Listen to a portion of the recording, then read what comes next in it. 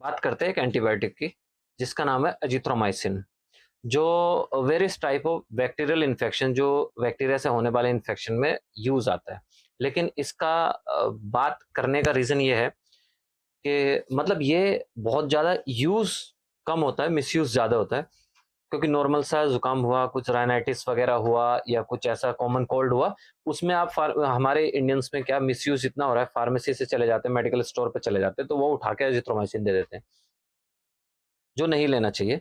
आपको बिना डॉक्टर की कंसल्टेशन के कोई भी एंटीबायोटिक स्टार्ट नहीं करना चाहिए, पहली चीज। दूसरा क्या है, एजिथ्रोमाइसिन का जो यूज है मैं अच्छे से समझाने वाला हूँ कि एजिथ्रोमाइसिन किस में यूज होता है और इसको किस बीमारी में लेना चाहिए और कब लेना चाहिए। जो भी अपर रेस्पिरेटरी ट्रैक्ट के जो ऊपर का जैसे गले का है या नाक का है या कान का इन्फेक्शन है, तो उसमें एजिथ्रोमाइसिन काम करता है। जो क्या इन्फ्लुएंजा वायरस की सॉरी इन्फ्लुएंजा बैक्टीरिया की वजह से होने वाला, एच इन्फ्लुएंजा बैक्टीरिया की वजह से होने वाला कोई भी इन्फेक्शन है, उसमें एजिथ्रोमाइसिन काम करता है। जैसे कान का कोई इन्फेक्शन हो जाता है, जो ओटाइटिस वगैरह हो जाता है या ओटाइटिस मीडिया हो जाता है, उसमें एजिथ्रोमाइसिन काम करता है। जो भी अपर रेस्पिरेटरी ट्रैक्ट के जैसे गला खराब हो जाता है, गले में अगर बैक्टीरियल इन्फेक्शन है तब एजिथ्रोमाइसिन काम करता है। लेकिन ऐसे नहीं कि थोड़ा सा कॉमन कोल्ड हुआ, जुकाम हुआ, उसमें एजिथ्रोमाइसिन, आप फार्मेसी के पास जाएंगे, ये सिम्टम बताएंगे, थोड़ा सा रनिंग नोज है, छींक आ रही है, बुखार है, तो उसमें फार्मेसी वाले क्या उठा के दे देते हैं, सीधा एंटीबायोटिक ऐड कर देंगे, उसमें आपको एजिथ्रोमाइसिन चिपका देंगे। लेकिन आपको ऐसे बिना बात के एजिथ्रोमाइसिन नहीं लेना है जब तक आपको पक्का नहीं पता कि आपका इन्फेक्शन क्या है। अब एजिथ्रोमाइसिन क्यों नहीं लेना चाहिए? क्योंकि जो काम ही नहीं है उसका, उस कैटेगरी को, उस फैमिली को बिलोंग नहीं करता, जो राइनाइटिस वगैरह में काम करती, तो एजिथ्रोमाइसिन काम नहीं करेगा।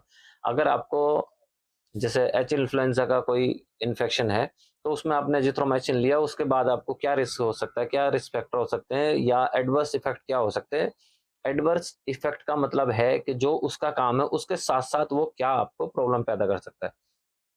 एजिथ्रोमाइसिन अगर आप लेते हैं तो आपको वोमिटिंग हो सकती है, एब्डोमेन पेन हो सकता है, नोजिया हो सकता है। लेकिन ये थोड़ा टेम्परेरी होता है। मतलब आप टेम्परेरी लेवल पर जैसे आप स्टार्ट करेंगे एजिथ्रोमाइसिन, तो स्टार्ट करने के इनिशियल फर्स्ट सेकंड डोज तक आपको ये प्रॉब्लम हो सकती है।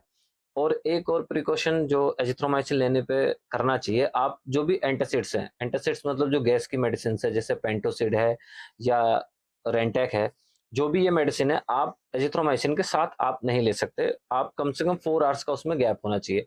एंटासिड के 4 आवर एंटासिड लेने के बाद 4 आवर्स के बाद आप एजिथ्रोमाइसिन ले। एजिथ्रोमाइसिन का हिस्ट्री काफी दिलचस्प है।